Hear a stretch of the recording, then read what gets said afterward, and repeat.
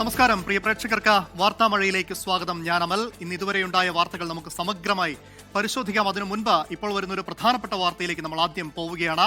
KAAPA case പ്രതിയായ തിരുവനന്തപുരത്തെ BJP councillor R സുഗതന് അനുകൂലമായ കത്തയച്ചതിൽ നടപടി. തദ്ദേശ വകുപ്പ് അണ്ടർ സെക്രട്ടറി ഡോക്ടർ ചിത്രയെ സസ്പെൻഡ് ചെയ്തു. സജു ചാമക്കാലയിൽ തിരുവനന്തപുരത്ത് നിന്ന് ചേരുന്നുണ്ട്. സജു, വിവരങ്ങൾ.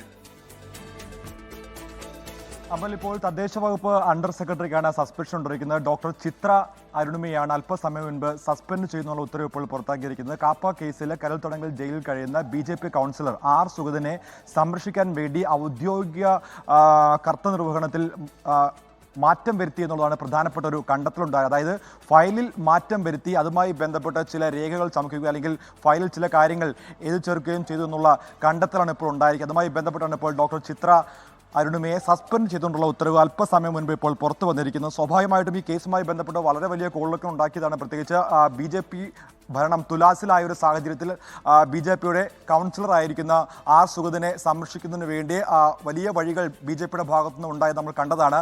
അതിൻ്റെയൊക്കെയും അവസാനം എന്നുകൊണ്ടാണ് ഇപ്പോൾ ഒരു ഉദ്യോഗസ്ഥയ്ക്ക് സസ്പെൻഷൻ ഉണ്ടായിരിക്കുന്നത്. ഈ ഉദ്യോഗസ്ഥ ഔദ്യോഗിക കൃത്യനിർവഹണം നടത്തി എന്നുള്ള കണ്ടെത്തലാണ് ഇപ്പോൾ വന്നിരിക്കുന്നത്. സ്വാഭാവികമായിട്ടും നേരത്തെ ഇതുമായി ബന്ധപ്പെട്ട് ജയിൽ വകുപ്പിന് ഈ ഉദ്യോഗസ്ഥയുടെ നിർദ്ദേശപ്രകാരം അല്ലെങ്കിൽ ഒരു ഉപദേശമായി ഈ വിഷയങ്ങൾ അവതരിപ്പിക്കുകയും അതൊരു കത്തായി ജയിൽ വകുപ്പിന് നൽകിയതിന് പിന്നാലെയാണ് ഇത്ര വലിയൊരു പ്രശ്നമുണ്ടാവുകയും ഈ വിഷയവുമായി ബന്ധപ്പെട്ടപ്പോൾ ഒരു എന്തായാലും കൗൺസിൽ യോഗത്തിൽ പങ്കെടുക്കാൻ എസ്കോർട്ട് പരോൾ വേണമെന്നുള്ള ആവശ്യമായിരുന്നു ആർ സുഗന്ധിന്റേത്. അതിൽ അനുകൂലമായ കത്തയച്ചതിലാണ് ഇപ്പോൾ തദ്ദേശ വകുപ്പ് അണ്ടർ സെക്രട്ടറി ഡോക്ടർ എസ് ചിത്രയെ സസ്പെൻഡ് ചെയ്തിരിക്കുന്നത്. സജു ചാമക്കാലയിലാണ് തിരുവനന്തപുരത്ത് നിന്ന് വിവരങ്ങൾ നൽകിയത്. നമുക്ക് മഴ വാർത്തകളിലേക്ക് പോകേണ്ടതുണ്ട്. മഴക്കെടുതിയിൽ വിറങ്ങലിച്ച നാട്. സംസ്ഥാനത്ത് ശക്തമായ മഴ തുടരുകയാണ്. മുന്നറിയിപ്പ് അനുസരിച്ച് സുരക്ഷിത സ്ഥാനങ്ങളിലേക്ക് പെട്ടെന്ന് മാറണമെന്ന് എല്ലാ വർഷവും ഇതുപോലെ മഴ പെയ്തു കഴിഞ്ഞാൽ നമ്മൾ ക്യാമ്പിലേക്കാണ് വരുന്നത്, അല്ലാതെ നമുക്ക് വേറെ നിർവാഹമില്ല. അതിദയനീയമായ കഷ്ടമാണ്.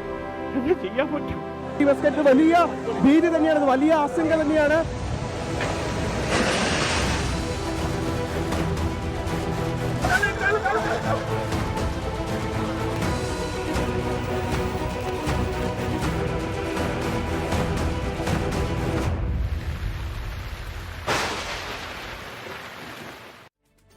സംസ്ഥാനത്ത് മഴക്കെടുതിയിൽ 17 മരണം. നാളെ മുഴുവൻ ജില്ലകളിലും മഴ മുന്നറിയിപ്പുണ്ട്. 12 ജില്ലകളിൽ ഓറഞ്ച് അലർട്ടും 2 ജില്ലകളിൽ യെല്ലോ മുന്നറിയിപ്പുമാണ്. മുഖ്യമന്ത്രി VD സതീശൻ നാളെ ദുരന്തബാധിത പ്രദേശങ്ങൾ സന്ദർശിക്കും. സജു ചാമക്കാലയിൽ തിരുവനന്തപുരത്ത് നിന്ന് ചേർന്നു. സജു, മുഖ്യമന്ത്രിക്കെതിരെ വലിയ വിമർശനങ്ങൾ ഉയർന്ന ഒരു സാഹചര്യത്തിൽ കൂടിയാണ് അദ്ദേഹം നാളെ ഈ ദുരന്തബാധിത പ്രദേശങ്ങളിലേക്ക് എത്തുക. എവിടേക്കാണ് മുഖ്യമന്ത്രി പോവുക? എന്തൊക്കെയാണ് ഇതുമായി ബന്ധപ്പെട്ട വിവരങ്ങൾ?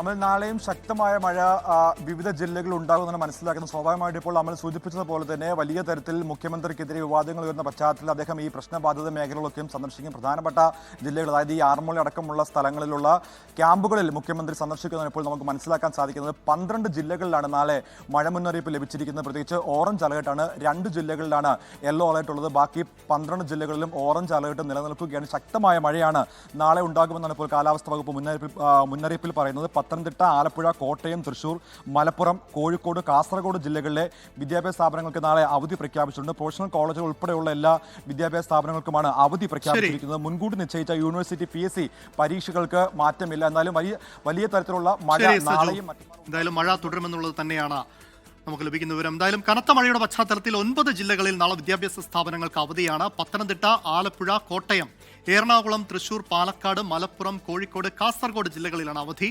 പ്രൊഫഷണൽ കോളേജുകൾ ഉൾപ്പെടെയുള്ള എല്ലാ വിദ്യാഭ്യാസ സ്ഥാപനങ്ങൾക്കും ഈ അവധി ബാധകമാണ്. കണ്ണൂർ ജില്ലയിലെ പയ്യന്നൂർ, തളിപ്പറമ്പ്, ഇരിട്ടി താലൂക്കുകളിലെ പ്രൊഫഷണൽ കോളേജുകൾ ഒഴികെയുള്ള വിദ്യാഭ്യാസ സ്ഥാപനങ്ങൾക്കും നാളെ അവധിയാണ്. ഇടുക്കി, വയനാട് ജില്ലകളിൽ ദുരിതാശ്വാസ ക്യാമ്പുകളായി പ്രവർത്തിക്കുന്ന വിദ്യാഭ്യാസ സ്ഥാപനങ്ങൾക്കും അവധി തുടരും. മഴ തുടരുന്ന സാഹചര്യത്തിൽ PSC പരീക്ഷകളും മാറ്റിയിട്ടുണ്ട്. ഈ മാസം 4, 5, 6, 10 തീയതികളിൽ നടത്താനിരുന്ന ഓൺലൈൻ OMR പരീക്ഷകളാണ് മാറ്റിയിരിക്കുന്നത്. നാളെ മുതൽ വെള്ളിയാഴ്ച വരെ നടത്താൻ നിശ്ചയിച്ച എല്ലാ തിയറി, പ്രാക്ടിക്കൽ പരീക്ഷകളും മാറ്റിവെച്ചതായി MG സർവകലാശാല അറിയിച്ചു. പുതിയ പരീക്ഷാ തീയതികൾ പിന്നീട് അറിയിക്കും. മറ്റ് സർവകലാശാലകളുടെ പരീക്ഷകൾ മുൻ നിശ്ചയിച്ച പ്രകാരം നടക്കും.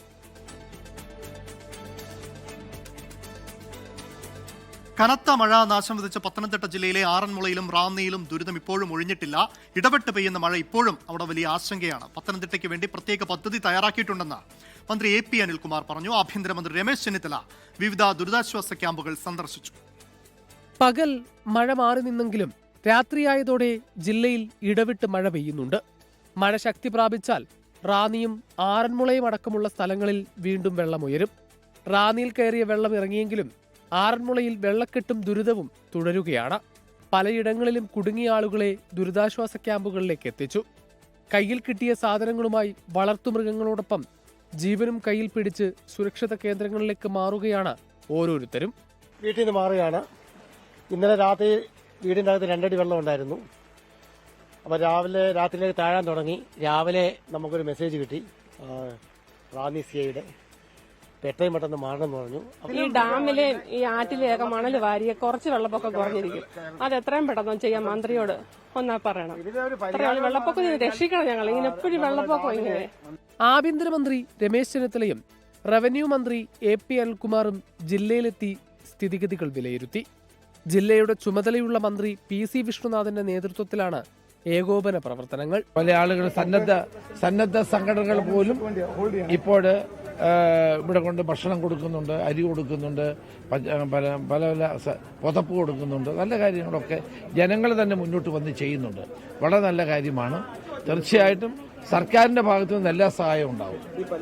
മൂഴിയാർ ഡാമിൽ ജലനിരപ്പ് സംഭരണശേഷിയോട് അടുത്തതോടെ രണ്ടാമത്തെ ഷട്ടർ 15 സെന്റിമീറ്റർ ഉയർത്തി.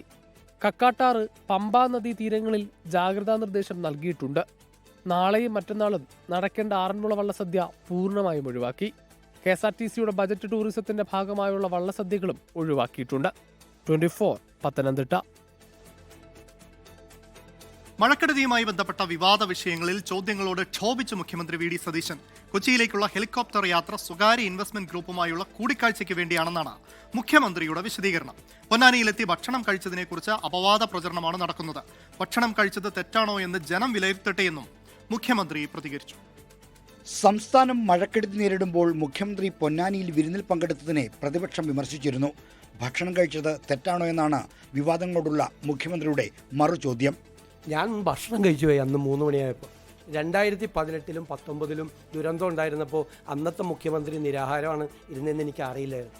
ഞാൻ ഭക്ഷണം കഴിക്കാൻ പാടില്ലേ? 3 മണിക്കാണ് ഞാൻ ഭക്ഷണം കഴിക്കുന്നത്.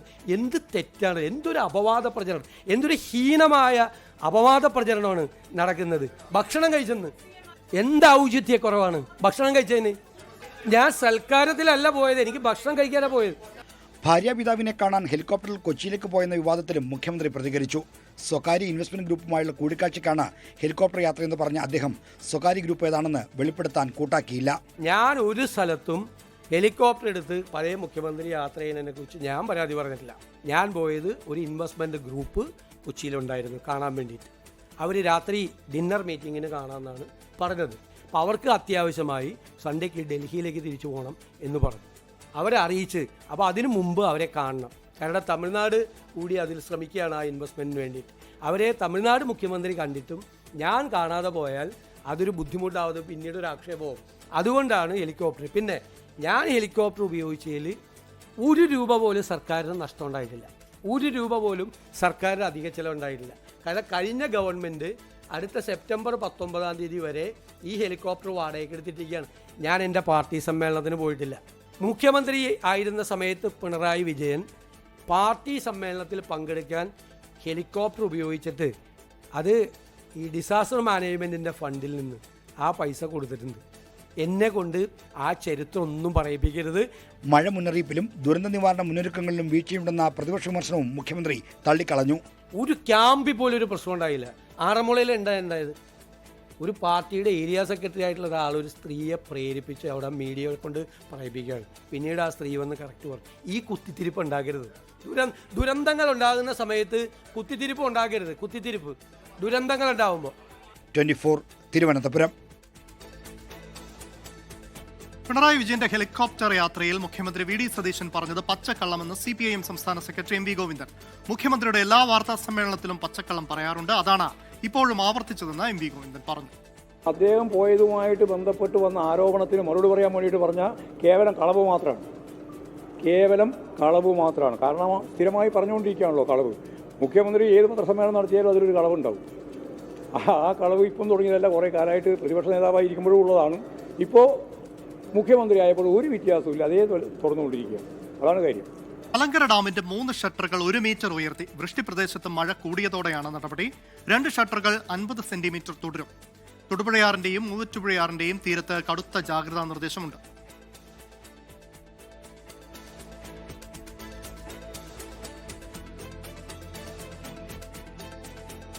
ശബരിമല മിൽമ നെയ് ക്രമക്കേട് വിജിലൻസ് പ്രത്യേക സംഘം അന്വേഷിക്കണമെന്ന് ഹൈക്കോടതി ദേവസ്വം ബെഞ്ച്. അന്വേഷണം 1 മാസത്തിനുള്ളിൽ പൂർത്തിയാക്കണം. ക്രമക്കേട് പ്രഥമ ദൃഷ്ടിയാൽ ഗൗരവതരമെന്ന് ബെഞ്ച് നിരീക്ഷിച്ചു. മറ്റൊരു റിപ്പോർട്ടിലേക്ക്. ബീഹാറിൽ BJPക്ക് കനത്ത തിരിച്ചടി. പാർട്ടി ദേശീയ അധ്യക്ഷൻ നിതിൻ നബീൻ രാജിവെച്ച ബാങ്കിപ്പൂർ സീറ്റിലെ ഉപതെരഞ്ഞെടുപ്പിൽ പ്രശാന്ത് കിഷോറിന് ജയം. അതേസമയം ഗുജറാത്തിലെ മഞ്ചൽപൂർ സീറ്റ് BJPയും മധ്യപ്രദേശിലെ ദാറ്റിയ സീറ്റ് കോൺഗ്രസും നിലനിർത്തി. പതിറ്റാണ്ടുകളായി BJPയുടെ കോട്ടയ ബാങ്കിപ്പൂരിലാണ് ഭരണകക്ഷിക്ക് അടിതെറ്റിയത്. ആദ്യമായി ജനവിധി തേടിയ പ്രശാന്ത് കിഷോർ BJPയുടെ നീരജ് കുമാർ സിംഗിനെ പരാജയപ്പെടുത്തി. നഗരമേഖലയിലെ വോട്ടർമാരും യുവാക്കളും BJPക്കെതിരെ തിരിഞ്ഞതും പരമ്പരാഗത വോട്ട് ബാങ്കിലുള്ള ചോർച്ചയുമാണ് ജൻസ്വരാജിന് തുണയായതെന്നാണ് വിലയിരുത്തൽ. BJP അധ്യക്ഷൻ നിതിൻ നബീൻ രാജ്യസഭയിലേക്ക് തെരഞ്ഞെടുക്കപ്പെട്ടതിനെ തുടർന്നാണ് ഉപതെരഞ്ഞെടുപ്പ് വേണ്ടിവന്നത്. അതിനിടെ ഗുജറാത്തിലെ മഞ്ചൽപൂർ നിയമസഭാ സീറ്റ് BJPയും മധ്യപ്രദേശിലെ ദാറ്റിയ സീറ്റ് കോൺഗ്രസും നിലനിർത്തി. 24 Delhi.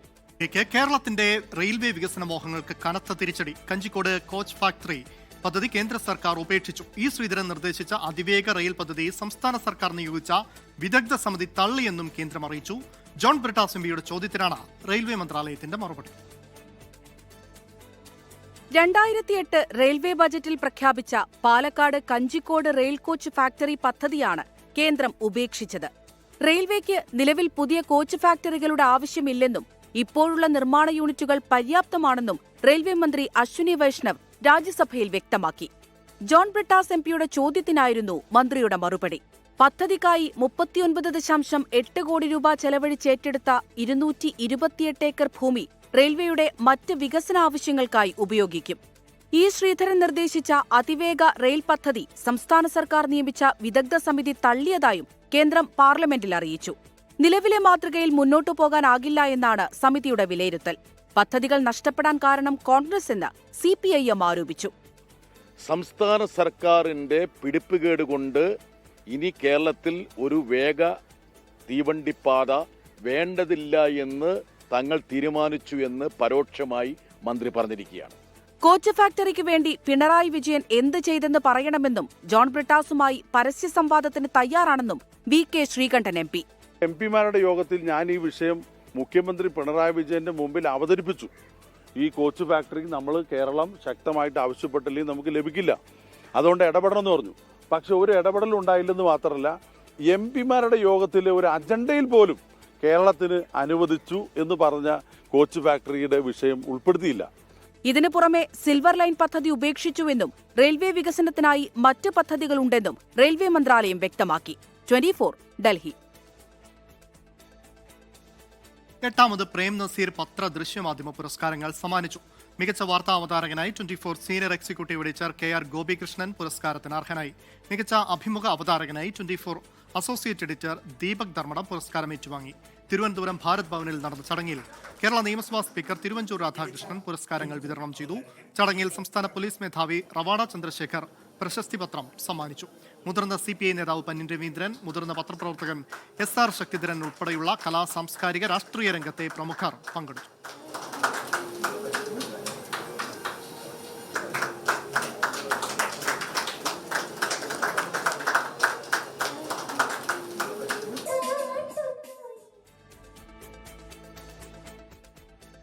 World robot olympiad regional മത്സരങ്ങൾക്ക് കൊച്ചി ജെയിൻ യൂണിവേഴ്സിറ്റി വേദിയായി.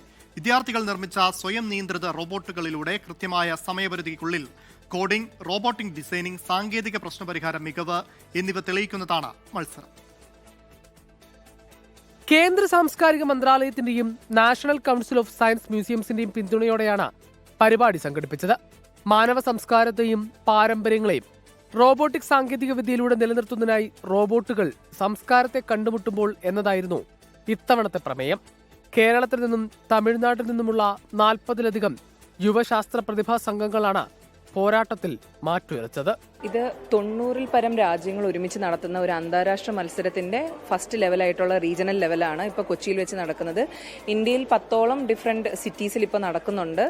ഇവിടെ 400-ൽ പരം ആപ്ലിക്കേഷൻ വന്നതിൽ നിന്നും തെരഞ്ഞെടുക്കപ്പെട്ട 42 ടീമുകളാണ് ഇന്ന് കൊച്ചിയിൽ ജെയിൻ യൂണിവേഴ്സിറ്റിയിൽ വെച്ചിട്ട് ഈ വേൾഡ് റോബോട്ട് ഒളിമ്പ്യാഡ് എന്ന് പറയുന്ന കോമ്പറ്റീഷന്റെ ഭാഗമാകുന്നത്. കൊച്ചി റീജിയണൽ മത്സരങ്ങളിൽ വിജയിക്കുന്ന മികച്ച ടീമുകൾ ഹൈദരാബാദിൽ നടക്കുന്ന WRO നാഷണൽ ചാമ്പ്യൻഷിപ്പിലേക്ക് യോഗ്യത നേടും. ദേശീയ മത്സരത്തിൽ വിജയികളാകുന്നവർക്ക് പ്യൂട്ടോറിക്കോയിലെ സാൻ ഹുവാനിൽ നടക്കുന്ന അന്താരാഷ്ട്ര ഫൈനലിൽ ഇന്ത്യയെ പ്രതിനിധീകരിക്കാൻ അവസരം ലഭിക്കും. 24 കൊച്ചി.